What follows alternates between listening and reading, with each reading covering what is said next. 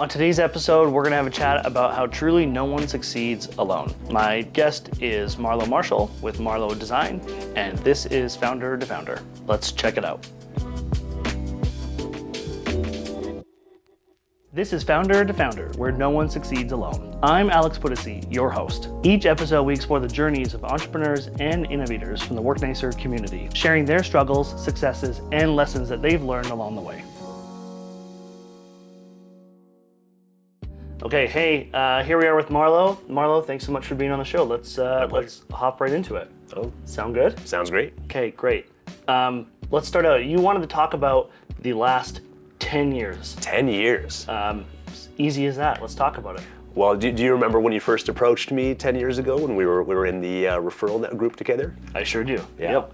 I was in a cubicle like maybe yay big, and just walked in with some paperwork and said, "Hey, I'm starting this new co-working group that just getting about 10 or 15 people together just to kind of share that space." And I think you'd worked previously at a different co-working space at that time, and so you had just a better spin on the idea. And then you approached me and said, "Hey, let's get you out of this tiny cubicle and get you with some friends," and we were off to the races. Yeah, one of the things I remember most about that time is how like you didn't even like care that much about what I was like selling. Yeah. You were kind of like, yeah, okay, I'm in, sign me up. And that's one thing that's been amazing about our relationship from the get-go, is just being that it's always just been like such a trusting, awesome, like togetherness type of a relationship that has become like so much more along the way. The level of trust was, yeah, I immediately, I mean, you were the president of the chapter that we're in, and I immediately knew that the idea you had was great, and I felt comfortable working with you and the rest of the guys that you brought on board, and it's just been a fantastic 10 years. Yeah, it has. I think it's been not easy, but it's been a great 10 years. No, it's for sure. I think, yeah, for work, you're right. I guess it is almost 10 years for both. Like, yeah, we just I met you 10 years ago. Yeah, so it would have been, and then we got on board about 6 or 7 months after we first met. Yeah, exactly. Wow, that is wild. So along that, because I guess, at what point in the way did you start your business? Because obviously, Work Nicer started just over 9 years ago, and so what about? So I started February 2015, so 10 years ago. So we're coming up to our 10-year anniversary here at the end of February. Right. I started that February 2015. Myself, I worked in the retail jewelry industry for about 5 years, and it was a great creative outlet. Like I had a creative mindset before I got into the corporate retail sales world, and so jewelry became a great place to kind of exercise that muscle and kind of really work on having a bit more creativity, especially the custom side. Right. The corporate world, they obviously want to sell what's in the case, and so I'm more of been a facilitator where a client will come in and I like that piece, but I want to tweak that and change that and really put their own story on it. So that's essentially why I created Marlow Design, to be a more custom-oriented and made-to-order based business, just so that I could really bring clients' visions to life and kind of bring that more personal feel and that real story to the jewelry, rather than just sell as much as you can. Yeah, and you've done that. It's like, I know that you've done work for myself, people that I know, tons of Work Nicer members, and it's like, it is amazing the stuff that you're able to do. Yeah. So I actually don't think I realized that you started like in February of 2015. I thought that, because I knew that you were in the industry for a long time, and I knew that you had like somewhat more recently started the business, but I didn't realize it was that close to like our inception points. Like, we're actually that close until like quite recently, to be honest. Yeah, it was literally February 2015. I joined the referral group, I think a month after that, and that's what we met maybe either March or April, around that time there. And then literally December I was signing with Work Nicer, and we were down on 11th Ave there just about 6 months later. Yeah. Okay. So then I think we'll touch on that maybe. I think yeah. But so okay, well, great. That's actually amazing. So then your journey has been the same as our journey. It's been parallel the whole time, the parallel growth and parallel expansion, and pretty much maybe a 6-month difference between inception, but that's amazing. And I think it's so incredible, because at least, I mean, I don't want to speak for you, but for me, it's like we could not have done it without you and your support.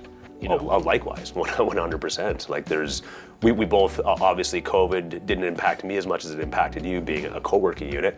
But I guess my COVID was 2017, 2018 was right. we basically almost died. And if it wasn't for Work Nicer supporting us during that time, giving us the opportunity to hey, let's work through something during this tough time, the doors would have been shut. And so now we're here today because of what Work Nicer gave us the boost when we needed it, and then we gave you guys the boost when you guys needed it. And just that relationship and that trust between the two of us is what's carried to where we are today. Oh, that's why it works. It's like goosebumps, actually. It's a wild day. So let's talk about 2017, 2018. What happened? I would say a combination of multiple things is maybe expanding a bit too quickly, taking on a bit too many, trying to when I first had the inception of the business, I didn't really have a vision exactly of what it would be. I just knew that I wanted to get out of the traditional retail type of jewelry. I wanted to get out of the malls. I've been working in malls since I was 13 years old, and so I didn't really have an overarching plan per se. I just knew the essence of what I wanted it to be.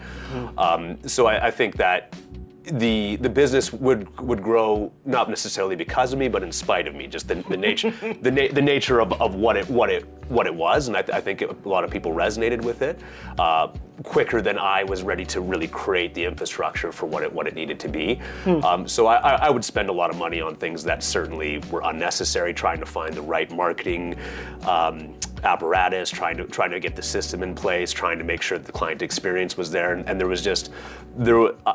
I was flying blind. I knew from my time in corporate, I knew how to work with my employees, I knew people in and out, I knew how to work with the clients, but things like marketing, business and infrastructure, all those aspects, I was learning as I was going. And so I would say bit off more than I could chew, as far as costs, as far as the sales weren't quite meeting what the costs I was putting out as. Right.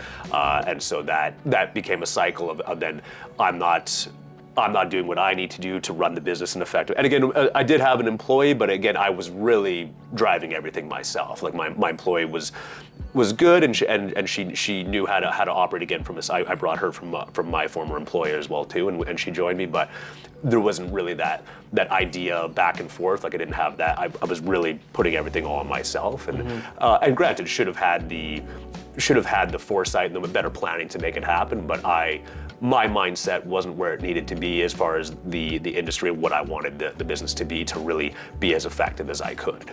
So then, what's the one thing in that period that's like a very tangible example, or the thing that you would say to, as cliche as this might be, the thing that you would say to like your future self if you could have, like what's like the one thing in that like almost like truly took you out?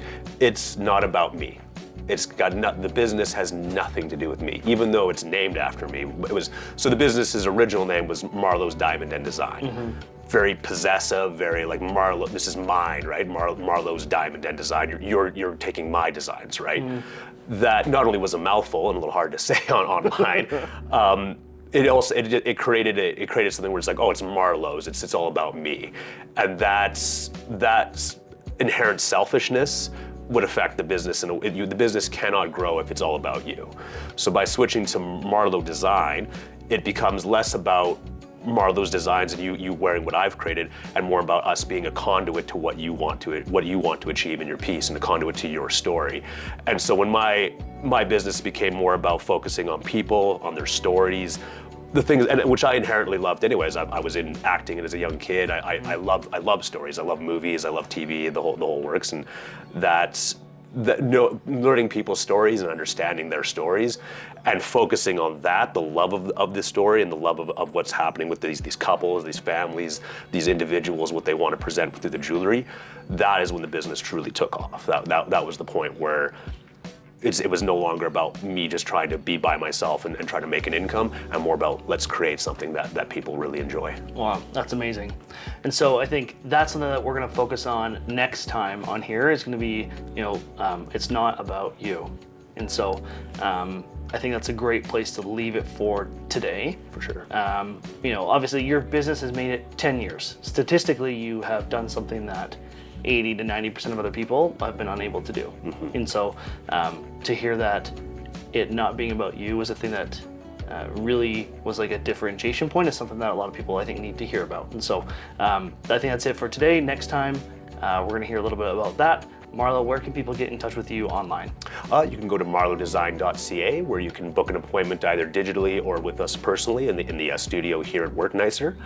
We can also get a hold of us at info@marlowdesign.ca or call us at 403-992-8452. Thank you again, Marlo. See you next time on Founder to Founder. That's it for this episode of Founder to Founder. I'm Alex Puddesy. Stay connected, stay inspired, and remember, success is built through collaboration. See you next time.